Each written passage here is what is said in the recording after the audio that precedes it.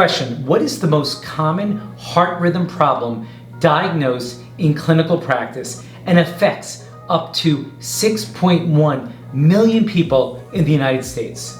The answer: atrial fibrillation, or more commonly known as AFib. What is atrial fibrillation? What causes it? What are some of the symptoms? All of this on Dr. Dave's 411.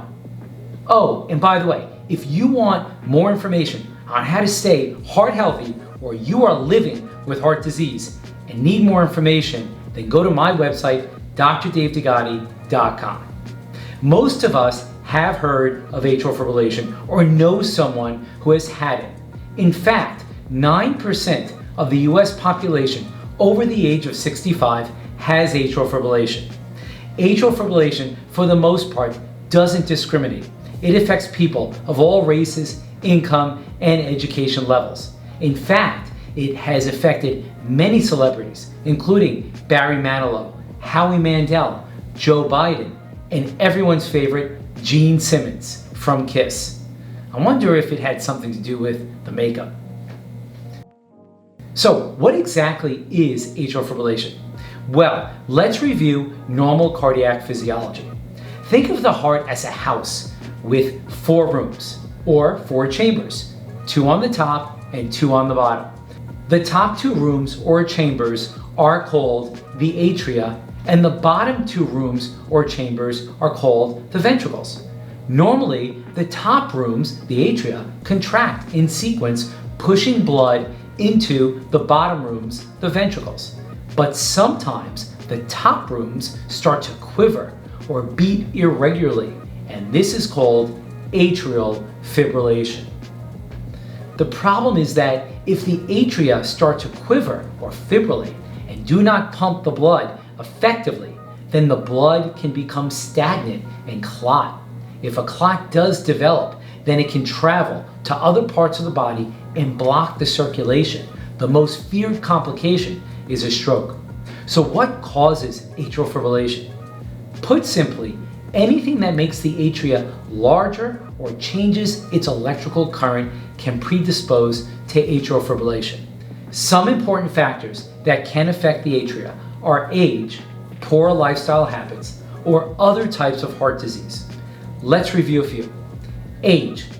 Age is one of the most important risk factors for atrial fibrillation. In fact, 18% of those over the age of 85 years old have atrial fibrillation. Obesity. Obesity is a risk factor for atrial fibrillation, mostly because of its associated conditions such as sleep apnea, high blood pressure, diabetes. Different types of heart disease is another factor. Heart disease is a strong risk factor for developing atrial fibrillation, such as coronary artery disease or blockages in the coronary arteries, congestive heart failure or weak heart, valvular heart disease. Next, genetics. A family history of atrial fibrillation, especially in a first-degree relative, is a risk factor. Thyroid diseases, either hyperactive or underactive thyroid, can predispose to atrial fibrillation. Chronic lung disease and kidney disease. Inflammation of the sac surrounding the heart, called pericarditis. And finally, lifestyle choices can also cause or contribute to atrial fibrillation. For example, excess alcohol use, over-the-counter stimulants, and dehydration. What are some of the symptoms of atrial fibrillation, and how do you know if you have it?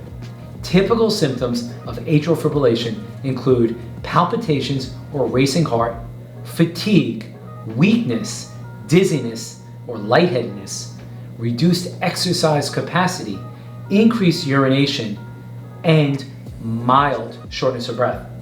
More severe symptoms include severe shortness of breath, chest pain, severe dizziness, and even loss of consciousness. Now, I know what you're thinking. Dr. Dave, I have one or more of the above symptoms. This does not necessarily mean that you have atrial fibrillation, but if you have one or more of the above symptoms, then you should speak with your healthcare provider. Okay, everyone, that is part 1 of our discussion on atrial fibrillation.